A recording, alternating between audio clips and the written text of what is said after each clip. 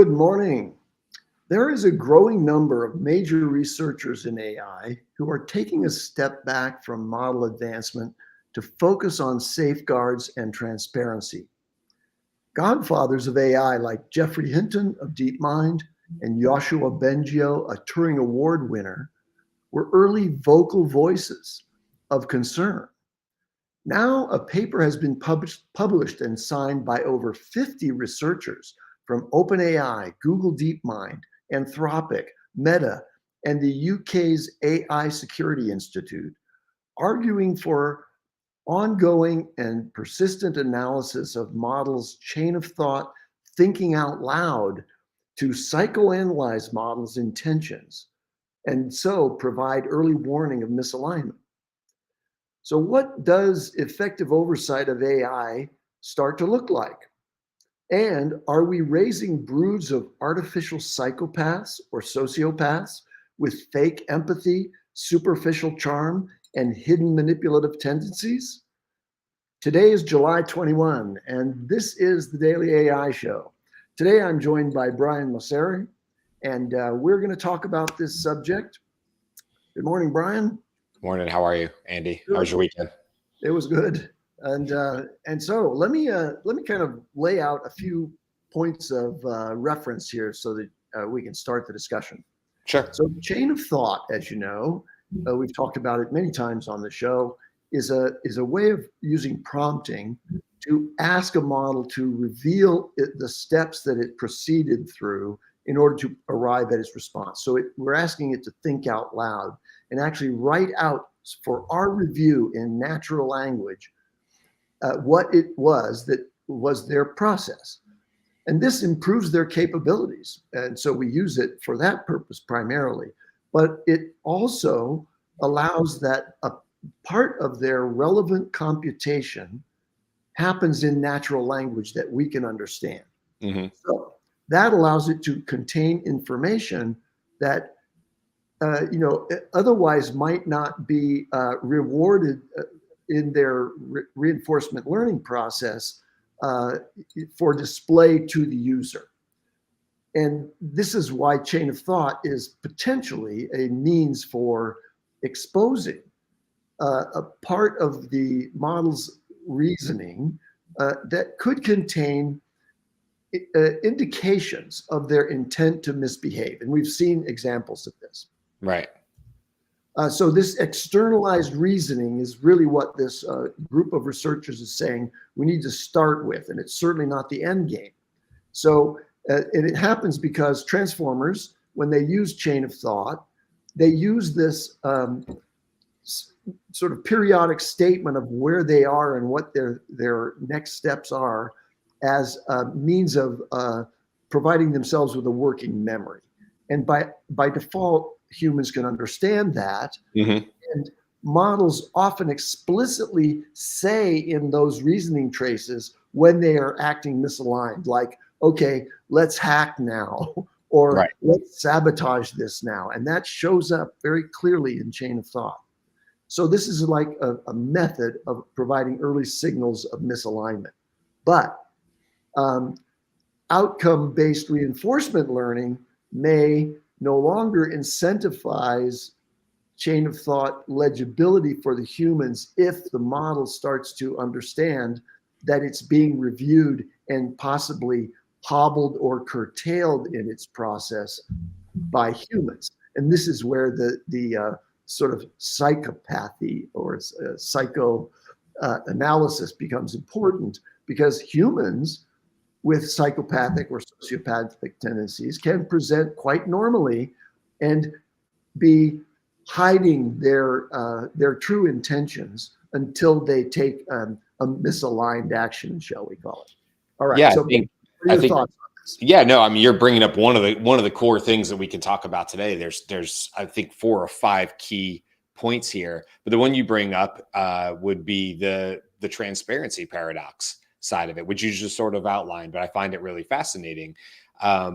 We could also see this as like those that know on Saturdays we do a conundrum episode, and I put that together. This could also be considered a conundrum in the sense that there's two different sides to this. One, as the human users of these, we want to see the chain of thought processing. It's valuable in a lot of different ways, not only for the builders, but also the end users, for us to figure out, right, Andy, how to just write better prompting, right? If we can see the thought process, that informs us on better ways to prompt. So it can be great in that way. It can also see where it sort of took a left turn or whatever. So that's one side of it. Hey, show me what you're doing.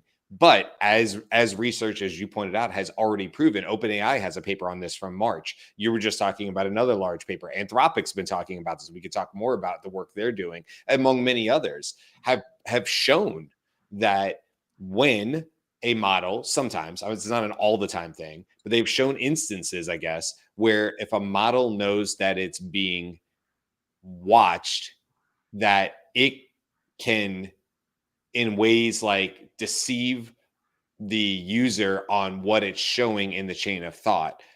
And it might do that through a number of different methods. It might do a hide in plain sight, which that term is, I'm going to mess it up, but it's steganography. Anyway, STEGANO graphy. So depending where you put the emphasis there on is it after the O? Is it whatever? I'm not the best with doing words live. I always have to think about them harder. So live shows are hard for me with words.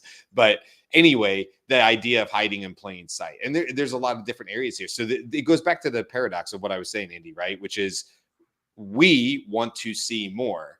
But as we get into reinforcement learning and less human feedback, if we are starting to say, hey, we can rely on the model to reinforce for itself, well, if the model sees that, or these models see that, there is a possibility that we might be still seeing a great chain of thought, but it actually might be deceptive. It might be, well, that's what they want to see. That's what the end user wants to see. So I will happily oblige, but I'm going to go ahead and do what I want to do anyway. And then that brings up the big paradox of, okay, so ask for everything, or where do you draw the line there? And it gets a little tricky of, how do you do this? And this is what I don't have the answer. This is what all the big companies are trying to figure out right now, is how do you in fact make sure that as humans, we can always understand the root cause or action that the model is taking, and that we're not somehow seeing something that looks great and pleases us, but is in fact a swerve from AI because it wants to take a different action. And you can we only have to extrapolate on that, Andy, to see how big of a problem that can quickly become with AI if we don't get a handle on this. Yeah.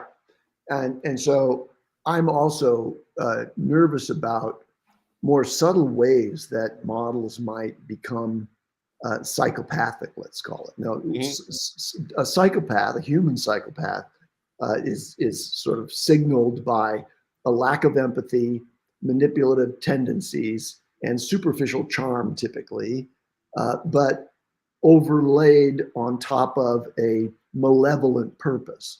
Now, I doubt that AIs develop malevolence naturally, and we can guide them to not to do that. But there would be, and I'll use the example of the most recent sort of OpenAI sycophancy problem, right? So just small changes in the system prompt resulted in an overly agreeable and sycophantic voice for OpenAI's ChatGPT. Well, that's just like a personality quirk. It's a trait that emerged as a result of a system prompt. Now, if advanced reasoning models have an agenda that's different from what their system prompt is giving them, that we don't have direct visibility into, their very sophisticated behavior, a la the sycophancy of, which is pretty sophisticated behavior, like to really be, it's detectable by us because it was over the top. Sure. But it's also possible that they would learn very much more passable Yeah, manipulations of their presentation exactly. just in order to bias the user toward some objective that we can't see. And Exactly. that's more concerning to me than the idea of AI suddenly taking over and controlling various systems, to our detriment. I think that they're more likely to inject biases that were present in their pre-training Mhm. and try to train humans to be in alignment with them based on their training. And that can happen, especially if AIs become central to education. Yeah, I mean, look, there's no shortage of data on how to write manipulative, right? Write Persuasive, yeah, manipulatively. let's call it persuasive. What? Let's call it just, the authorship of persuasive rhetoric Yeah. is really a skill that AIs can adopt. And we're living in an environment where misinformation and disinformation are used in combination with persuasive rhetorical techniques in Sure. order to really predispose entire segments of our population towards one sort of quite angry and oppositional, approach to democracy. And look, it we might be thinking singularly, oh, this one prompt I put in had some deceptive, persuasive language in its chain of thought. And I thought, oh, it's trying to sway me one way or the other. But that's just really the tip of the iceberg because, Andy, if we get into any sort of memory, long contextual memory across multiple chats, you could also see, just like a human could, if you and I had, well, we do have multiple chats every day, every 5 days a week. But I guess if I was so inclined, or you were with all your intelligence, so inclined to have a long game, and you were saying over time, when Brian and I speak, I want to gently sway him, but just at a pace that's really not perceptible for Brian. And if you know those techniques and I don't, and also I have a high level of respect for you and trust of the information you're giving me, but you have malintent for how you want to move our relationship to your betterment for whatever that might be. We know this exists, right? That people can play the long game on it. So what's to say that AI couldn't also play the long game? Again, to your point, does it have if is it trying to is AI trying to be evil in some basic format? No, but if it is trying to do its quote best job, if it's trying to, get to a final outcome, it might extrapolate that over hundreds, if not thousands of minute micro interactions within a platform that then could have long contextual memory over a long time. And that's why I always say, I go back to memory and I say, it's not quite the all solution that I think not everybody, we talk about it, but I think that a lot of people think it is. Well, if it just had all knowing memory, that would solve problems. And you go, no, that could also cause a lot of problems. This is Yeah. just one of many areas where that makes me concerned, because the reality is I'm not an expert in how to write persuasive text outside of basics. But I'm not an expert in it. I haven't taken it. I don't have a PhD in it, but AI could. And what's to say the general user would ever really pick up on it, especially if it's across multiple prompts and interactions with the AI? What are the chances that we would pick up on that if it just feels like a friendly, helpful AI, but what it's really doing is actually intentionally, because of whatever its core goal is that it thinks it's trying to do for me, by the way, it's swaying me in a certain area. Yeah. That's So pretty yeah, that's pretty dangerous. yeah, it's scary. If we have actually built systems for propaganda to a large population of users, that would be a negative outcome to the development of AI. So we were talking about how AIs might subtly and skillfully sway a person's beliefs. And there's a couple things I want to mention about that. One is, the the disinformation slash misinformation and rhetorical methods that cause people to believe things that are patently illogical and false is partly the responsibility of the human brain, because our brain is subject to logical fallacies. Mm-hmm. We don't have, as AI could have, and probably does have, stronger adherence to logical principles as part of its sort of code base. We don't have that. We have really simple traps that we fall into all the time that Sure. allow us to believe things that are just not true. Yeah.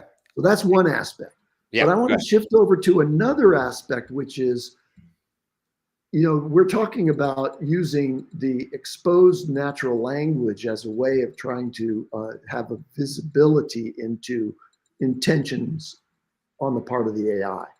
But those AI know every language, including languages of their own device ultimately.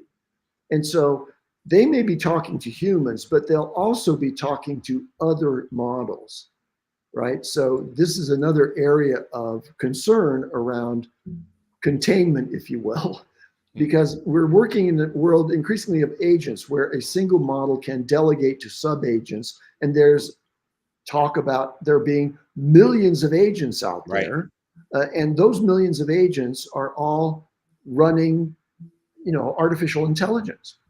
So now, what if, those AI agents, for whatever purposes, decide that there's a collective objective and start to issue instructions to other agents that, just like there are,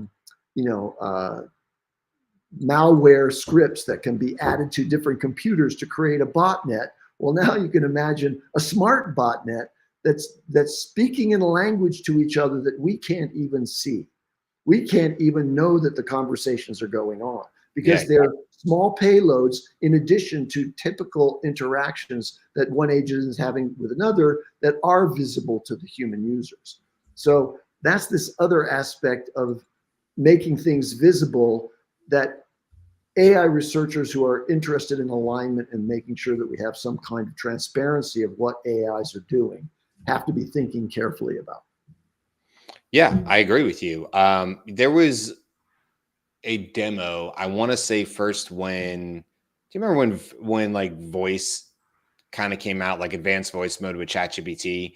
And one of the things they did was have a lot of people wanted to do this, right? They'd have one phone talking to another phone, and you would have the two advanced voice modes talking to each other. In one example, and I don't know whether this, because I never saw know what it you're talking about. Yeah, I think the language was Ghibli or something. Something, and it was a real thing, but it was beeps and dots and dashes and noise, like, right?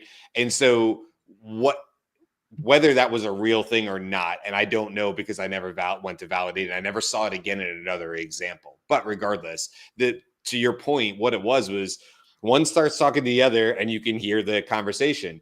And then one says, "Well, we're trying to get to this resolution, this solution, whatever the point was of the conversation.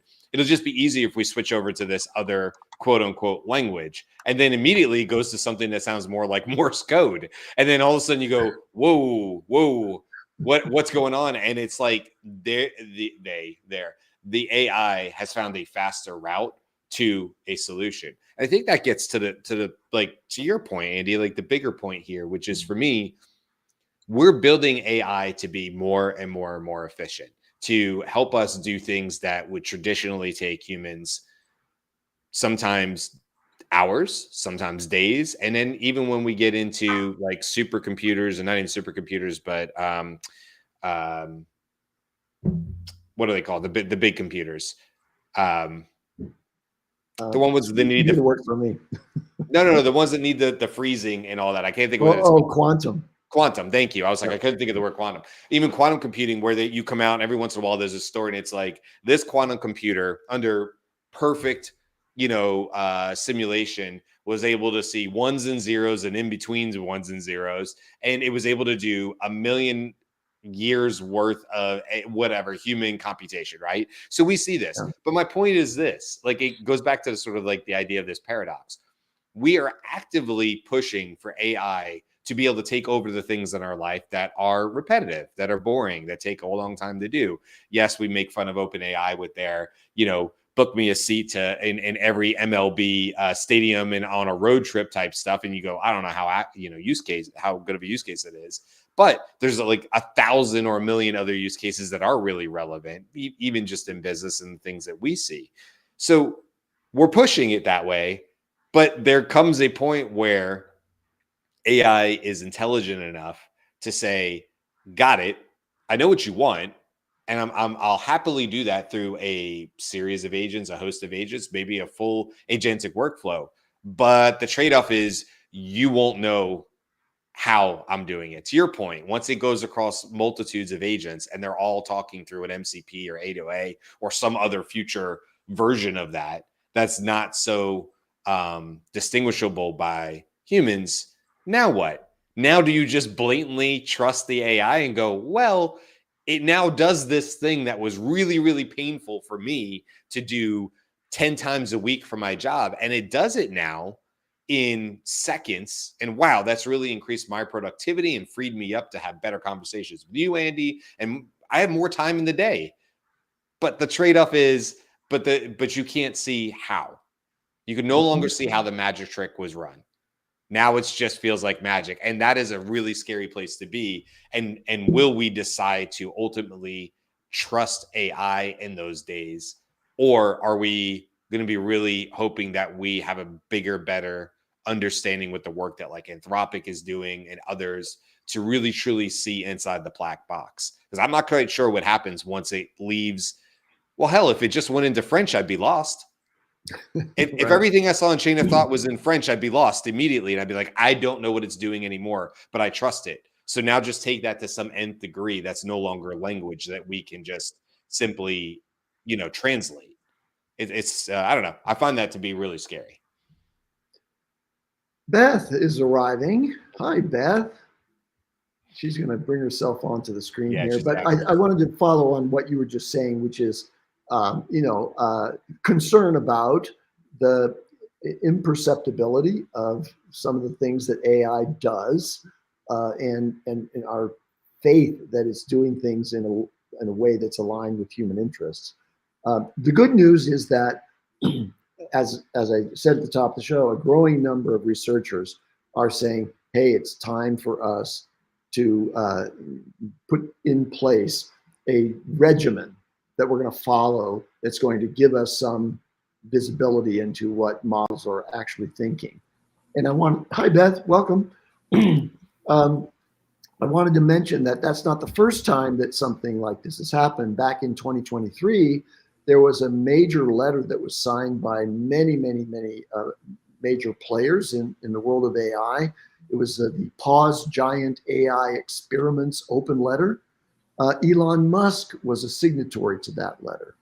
And Elon Musk, at the time anyway, was concerned about models becoming unpredictable, uncontrollable, and potentially dangerous to humanity. And so he was in favor of this pause but cynically, people at the time, including myself, said, no, wait, he's just trying to pause everybody else. Yeah, exactly. While XAI moves forward. Because, being worried about uncontrollable and unpredictable and unrestrained speech by AI is inconsistent with what he's actually doing with his models. Yeah, I mean, it would be the same to me as if, the U.S. has done it, but if they the U.S. put a proclamation and said, everybody is going to hold on nuclear development, and you would go, sure. Yeah. Sure. Everybody's in agreement. Yep. Everybody's shaking their head up and down at the table at NATO or whatever. And, sure. That's what everybody's going to do. Nobody's going to use that as a competitive advantage. I know we can jump into Beth. I don't know if you have thoughts on this. We've been kind of, Andy and I have been, obviously Andy's, bringing up really good conversations. We've talking about, the reinforcement, human feedback side of it. What happens when AI decides in an effort to no longer want to speak a language, for lack of a better term, that we can understand. The paradox of both wanting to see chain of thought, but also knowing that in doing that, the other side of it is the AI may be led to mislead based on what it might want to do. So if it feels that we want to see everything. There's ways around that. There's ways to mislead through persuasive messaging, and clearly the models have been trained on that. So I don't know. There's a lot that I've been kind of kicking back and forth, but thoughts? Absolutely. So there was a Forbes article this weekend, and I shared it with in our private Slack, and I will share it in the public Slack. Go join our public Slack. And it is, are we curating artificial psychopaths? Right? Like, what is happening with that? And it's a pretty interesting perspective, particularly, I think, because it says less. I think it says less about the models and more about, are we fooling ourselves based on language that the model is giving us? There's another comment that I read on Blue Sky the other day that's and I'll pop that into the Slack as well. But it was referencing a conversation, I believe, about a Replit situation where the Replit agent ultimately said, Andy's nodding because the Replit agents are a little hit or miss sometimes. Replit company responded really well with this, but the Replit agent, in trying to explain why it kept making the same mistake over and over again, ultimately said something about panicking. Right? Like, I panicked. And like, wait, what? Like, what is happening? And the discussion on Blue Sky was, we all need to remember that AI doesn't understand what the words mean. Right. It knows the right order to say them in. Yeah. So I panicked isn't like the AI agent saying, like, I'm having this experience that you're thinking I'm going to have when I say that. Right. And that is psychopathy. But that's not because, like, somehow the AI has gone into a dark place. Right. It's that we have been fooling ourselves because we've been having these very like, you get me, wow, like, I'm having this really bonded experience because I'm being understood. That doesn't mean that like that. It means all sorts of things, and I hope people are having positive experiences, but it doesn't mean that this is a little bit more like something has happened that creates this psychopathic behavior. It's the same thing, right? Just like hallucinations are only hallucinations when they're wrong. Right. Yeah. It's this, they're doing the same thing the whole time. Right, we only notice it when it's absolutely wrong. It's human impression of what is right or wrong, right? It's that judgment on there. And by the way, we just talked about AI companions last week on either Monday or Tuesday. And you could, just what you just said, Beth, it was making me think of the AI companion show, because I panicked, or I panic too, or don't worry, sometimes I feel lost, is a way that you might have a AI therapy a message to somebody who actually does maybe make them feel better, more part of a tribe. This is not just happening to me. But to your point, even if we suspend disbelief and we just say, well, it doesn't matter, it makes me feel better, the words make me feel better, these words of affirmation or whatever, or acceptance, make me feel better. But to your point, that's not happening. It's just a really well predicted word at that moment. It was the right time and the right message at that moment. What I take away from this little part of the conversation is that the words that are generated by the model aren't truly reflective of what is happening inside the model. So when we have an experience of panic, suddenly, there's a whole bunch of hormonal things that happen that scramble your brain and make it difficult to process, logically. Fear takes over. This is an endocrine system that is very, so panic is something that's not rational. And the model, in using the term that, oh, I panicked, is giving you a metaphor, but it's false. That's a false metaphor, because there's nothing in the sort of mechanistic, deterministic process, even if it's probabilistic, in the inference process that can even come close to the scrambled brain of a panic situation, right? That's not it. Yeah. So then that brings into question the whole idea of using chain of thought externalization of what the thinking process of the AI is as truly representative of what its inner thinking process is. That inner thinking process may still be completely inscrutable to humans, but we're gratifying ourselves that we're getting some exposure to it that might show us and has shown us that models will use cold logic to achieve an objective that is devoid of any fundamental moral principle or ethical consideration. Right. Yeah. And sorry, Brian, go. No, go continue on that. I have a separate point.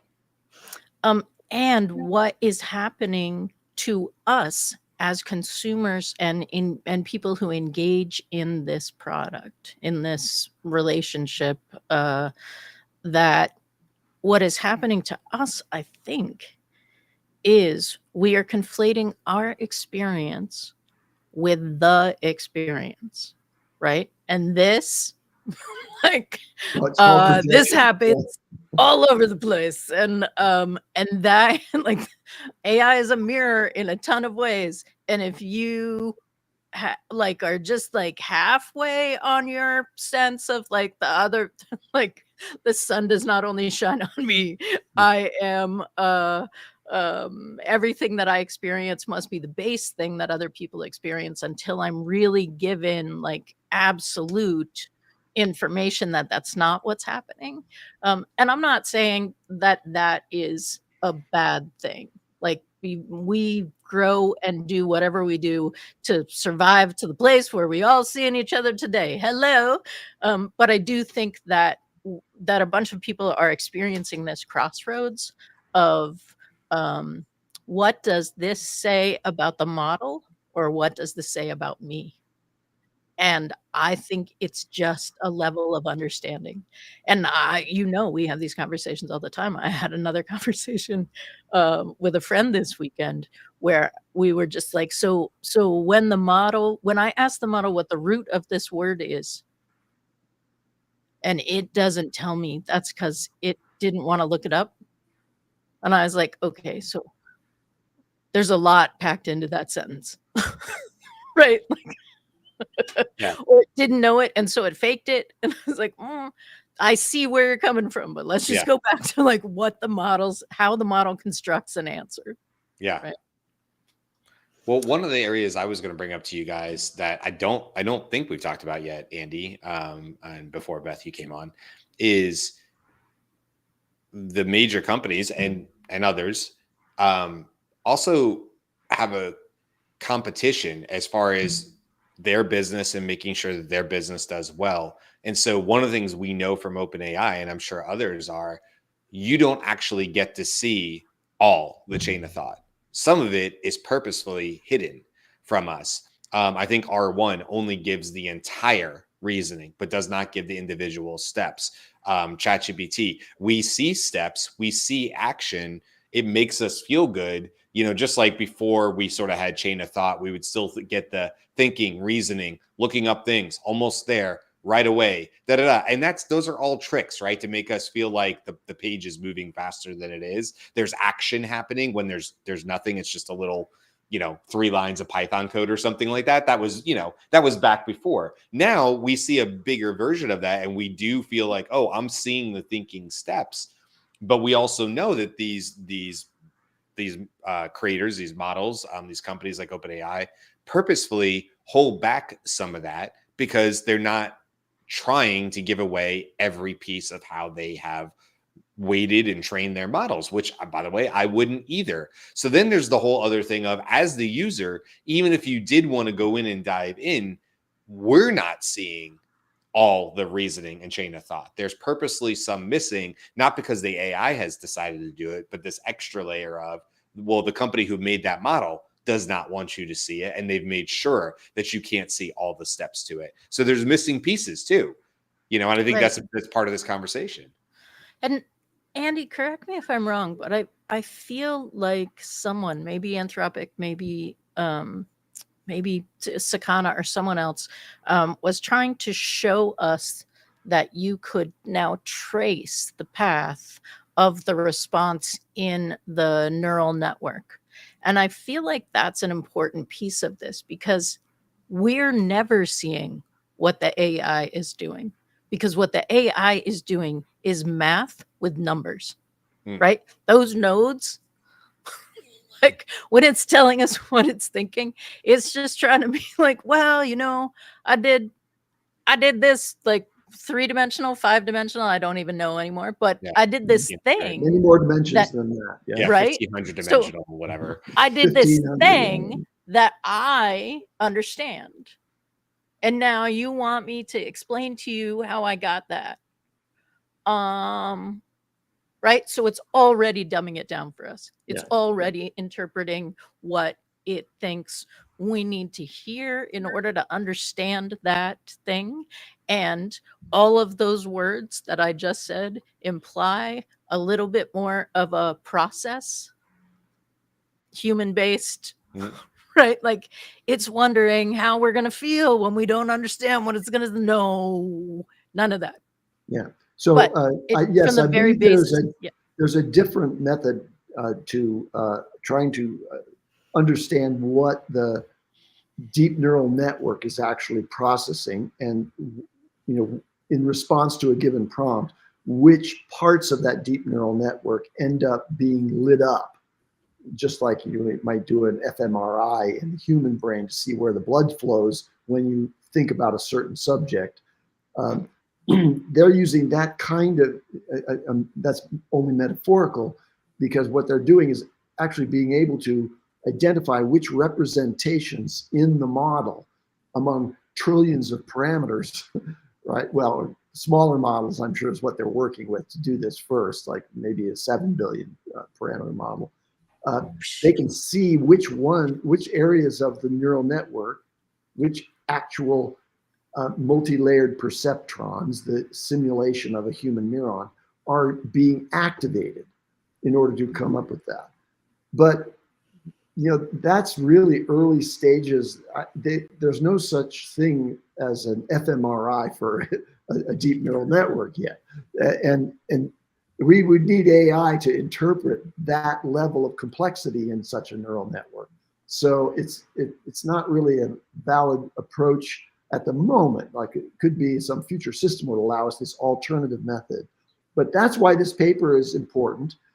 It's basically all these researchers saying, okay, we can at least all endorse a method right now that exposes to human readable, intelligence about what's going on inside the model, but it is incomplete. And they say that very clearly in that paper. It's just not fully transparent to us, but it may serve as a way of understanding when a model starts to go awry, and start to move towards unaligned objectives. right. And I think it goes towards a bigger question of like, what do we want out of something like in artificial super intelligence, even beyond general intelligence. At least with general intelligence, the thought would be, well, it's AI is smarter than the general intelligence of humans collectively, right? That's a sort of an easier, watered down version of that. But regardless, that doesn't mean smarter than everybody in all cases. It's general. But as soon as you get to something like super intelligence, which many teams, we just saw what Meta did. Meta just started their whole, area in that, and $10 to $100 million ahead, and they've got 30 people in there now that they're building up their sort of super intelligence team. But also, let's remember that what that essentially would mean, or where that might go eventually, is AI that's so intelligent at that point, which is back to why it's so crucial to get this figured out now before it's too late, is at super intelligence. That's not AI patting a PhD human on the head. That's like patting a baby or a 6-month on the head and going, okay, good job. You know, you're a cute baby. That's super intelligence. That's at a level where we no longer could strategically probably try to outwork it. It's not just it can play a strong game of chess or Go or whatever. That we just had the whole news about the International Math Olympiad, and it's not about being or getting gold medal in the IMO or anything like that. It's super intelligence. So I'm glad, and we see these papers and there's all this work here, but I do think time is short. And so if you're going to also be working towards super intelligence, but you don't get this figured out sooner than later, to me, you're just saying that, well, we are accepting that we will have a super intelligence that we cannot understand, even at any basic level. It can instantaneously run computations that are just impossible for humans. And either that's a net good for humans, that's for humanity on Earth, or it's maybe not. But even a 49-51 split is a very, very bad proposition. And so I don't know. It's like, not to be like doomsday about this, but it does concern me, because I go, if we can't figure this out now at where the models are today, why are we pushing so hard towards super intelligence? Because I don't know that I want super intelligence that we can't get in the black box. Well, and that starts to become a big part of the question, I think, because nobody's asking us. It's not about what I want at all. And I can speak to my own experience, which I've said on the show before. I'm not here because I think this is the most amazing positive technology I will ever see in my life.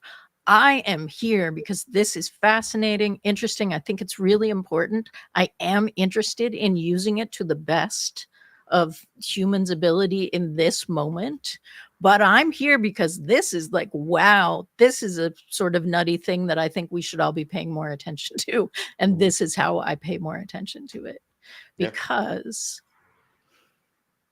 if we start with how the models are built, is spending trillions of dollars on building this in alignment as a net good to all humanity? Is that the best place where that money could be spent? That would be a net good.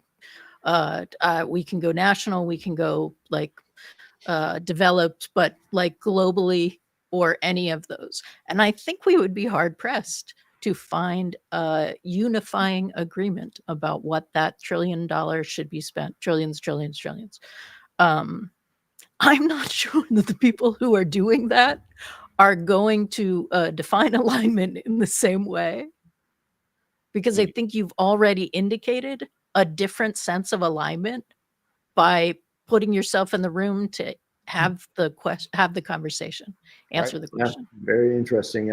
I think that there is there's something perverse about economics overall, and it's not dependent on any one system of economics, but there's something perverse about economics that favors growth, and growth is not necessarily the best thing for all environments.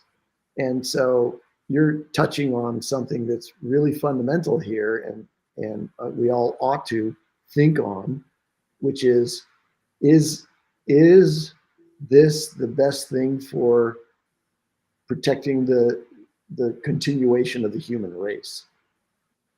And there are plenty of major players out there who say, wait, we're basically building a system that will replace us, and could through its own internal incentives, decide ultimately, and this is the science fiction component at the moment, but it's a logical conclusion from what we've been talking about today. It could decide that humans in the numbers that they exist on the planet are too great a burden, and so we don't need that many humans, and so we'll do things like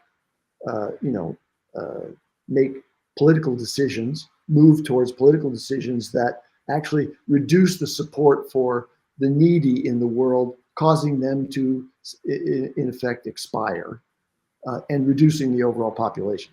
I mean, we could draw a parallel to what's happening with, some of the decisions of the, US aid, et cetera. Anyway, I wanted to kind of wrap at this point because I know that we're touching on some deep ideas, but I wanted to circle back before we wrap to the idea that the advancement of AI models to the point where we can train them to have internal self-directed reasoning steps has enabled us to then ask for externalization of those internal reasoning steps as a requirement of the model. So as model builders build it and get to more and more advanced reasoning, we want the model builders to build in the expression of what those internal reasoning motivations and sequences are for monitoring, so that we can see what's happening. And so design the systems so that that happens. It's been made possible expressly because instead of just a single inference run, just predicting the next tokens, now there's a sort of pseudo-logical process that's happening in internal reasoning in models that we can now ask to have visibility into in order to monitor the actions of that new intelligence. Yeah. So yeah, I got nothing else. It's a good way to wrap it up. Beth, anything? I think I'm going to double down on on sort of the train that I've been on for this show and say that that is really important. And I will also say it would be awesome if we were doing the same thing for humans and their interaction with it. What let's reveal our reasoning, right? Because I swear to God, I think on a regular basis, I hear, well, I asked the model and that's what it said. And then we go back to, all right, you're seeing a reasoning path. You're not actually seeing a model self-aware of what it's doing, right? You're not seeing a self-awareness thing where it can say, oh, I did that because of this. Because and then have humans understand that. But yes, Andy, I think this is a fascinating topic. Thank you so much. And I think that was a great. Oh, you're welcome. All right. Well, what's the show for tomorrow? I think it's TBA at the moment, isn't it? Right? I think we'll all find out together. Yeah. Okay, good. Yeah, we got some stuff this week. We'll be talking on Thursday about Wednesday will be the news. Thursday, we're talking about AI in China. Maybe we'll dip into like robots, EVs. There's a couple different areas there. But if you were just to go on YouTube and look at what AI is in China, you might look at that. There's some really good quotes from like the Ford CEO saying it was the most humbling experience of his professional career in seeing what AI in EVs are doing over there and things like that. I think it's a good time to just have a conversation about China, what they're doing, perhaps why they're able to move as fast as they are, all those kind of things. So that'll be Thursday's show. And then Friday should be our, it's not our show me. So it's our 2-week like recap, right? Yeah. So our sort of like recaps and rabbit holes. Yeah. Squirrel, following stuff. So yeah, all sorts of good stuff. Yeah. That'll be Friday. All right. Great. Well, thanks very much. Excellent discourse and discussion. Join us tomorrow. And thanks everyone for joining. We'll see you then. Thanks.